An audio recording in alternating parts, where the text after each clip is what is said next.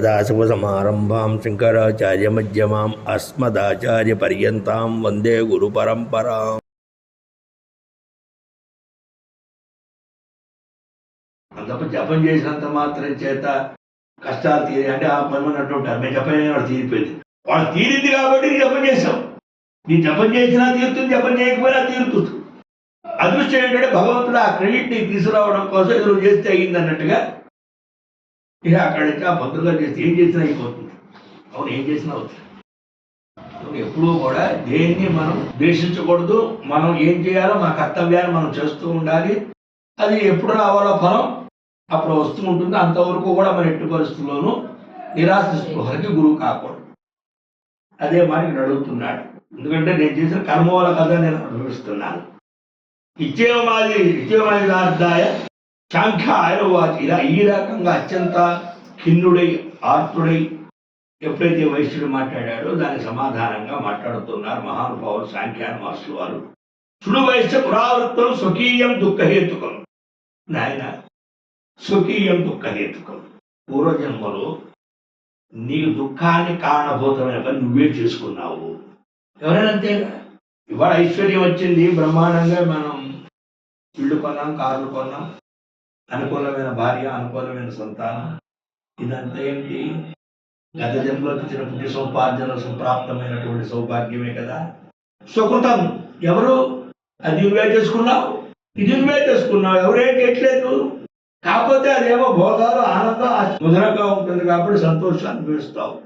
ఇది దుఃఖము, ఇది అనేక వ్యాధిగ్రస్తము, రకరకాల అవమానాలు వివిధమైన ఉంటాయి కాబట్టి దీని దుఃఖంతో అనుభవించలేక పక్క వాడి తిట్టుకుంటూ కార్యక్రమం చేస్తున్నారు. కాబట్టి సుఖపడుతున్నా నీ కర్మే కారణం, దుఃఖపడుతున్నా నీ కర్మే కారణం. ఎవరికి ఎవరి సంబంధం. నేనేనంతే, మీరేనంతే, ఎవరైనంతే. అక్కడ ఎవరం కూడా దేనికి కాదు. అదే చెప్తున్నాను ఆయన. ఇక్కడ ఎవరిని నువ్వు నిందించక్కర్లేదు. స్వకీయం దుఃఖహేతుకం పూర్వకృతం. నువ్వే చేసుకున్నావు. ఏమిటి అంటే బ్రహ్మను చెప్తున్నాడు. శూద్రజాతి సముద్భవ వేదాభ్యాసం పురాకరో. నువ్వు ఈ జన్మలో శూద్రుడివై నువ్వేం చేశావు? వేదాధ్యయనం చేశావు. శూద్రుడికి వేదాధ్యయనం నిషేధం నువ్వు చేశావు. సరే, ఏదో చేశావు.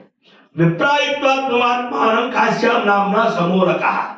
నువ్వేం చేశావు? వేదం చదువుకుని బ్రాహ్మణులాగా యజ్ఞోపేతం ధరించి విభూతి పెట్టుకుని కాశీకి వెళ్ళి కాశ్యాం నామ్నా సమూలక. అక్కడ సమూలక అనే పేరుతో కాశీలో పండితులుగా చలామణి అనే బ్రాహ్మణ్ణి అని శూద్రజాతిలో పుట్టి వేదాధ్యయనం చేసి ఇక్కడంతా కూడా శూద్రుడు అంటారని చెప్పి కాశీకి వెళ్ళిపోయి అక్కడ పేరు మార్చుకుని బ్రాహ్మణులు జీవనం సాగిస్తూ ఉన్నారు. అభ్యస్య బహుశాస్త్రాన్ని భిక్షువేషం చకార. నువ్వు బ్రహ్మణం నీ పూర్వజన్మ పుణ్యుడో తెలీదు.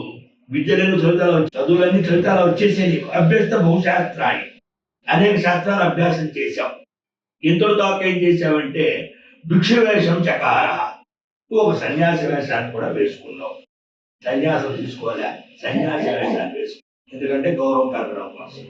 శిష్యాశకార బహుశా విప్ర నానా విధాన్ ద్విజ. ఆ కాశీలో ఏం చేసావు? నువ్వు పండితుడు కావడం చేత, నువ్వు బ్రాహ్మణుగా, సన్యాసిగా, సాధువుగా కూడా ఉండడం చేత అనేక మంది బ్రాహ్మణుని నువ్వు శిష్యుడిగా చేసుకున్నావు. నువ్వు చదివిందే తప్పు, నువ్వు వేసిన వేషం తప్పు. ఇంట్లో దాకా ఏం చేశావంటే బ్రాహ్మణులకే వేదశాస్త్రాలు చెప్పే అధ్యాపకుడుగా అధ్యయనం తప్పు, అధ్యాపనం కూడా ప్రారంభించాం. అధ్యయనం తప్పు, అధ్యాపనం కూడా ప్రారంభించాం. ఉచ్చిష్టం భక్షయామాస సర్వాన్ శిష్యాన్ మదోద్ధత. అత్యంతమైనటువంటి మదోద్ధతమైన మదాంధుడమైన నువ్వు ఎవరో మర్చిపోయి నువ్వు తిన్న తర్వాత శూద్ర ఉచ్చిష్టాన్ని బ్రాహ్మణికి పెట్టావు. అన్నీ చెప్పమంటారా వద్దంటారా అని ఒక్కొక్కళ్ళు చేసే పాపాలు ఇటువంటి మహానుభావులు అధికారులుగా చేస్తారు. భగవంతుడి నివేదన కంటే ఎవరు చేస్తారు. అటువంటి లేరానతో. ఎందుకంటే అధికారం ఉంది, మన ఎవరు అడుగుతారు, మనం ప్రశ్నించేవాడు ఎవడు? చెప్పారు ఇందాక, మీరు ప్రశ్నించకపోవచ్చు, మీరు ప్రశ్నించకపోవచ్చు. భయవాడికి ఏం భయం? ఈయన కొట్టగా ఎంతమంది చూశాడో, శతకోటి బోర్డింగా నువ్వు పాపాలు చేస్తే ఎంతటి జీవితం వస్తుంది. ఇవాళ మనం చూస్తూ ఉన్నాం. అదృష్టం ఏంటి, దరిద్రం లేదు మనకి అంటే ఇటువంటి పాపాలు చేయలేదు. అన్ని అవయవాలు ఉన్నాయి అంటే ఈ పాపాలు చేయలేదు. నాకు చెప్తుంది అర్థమవుతోంది అంటే ఈ పాపాలు చేయలేదు.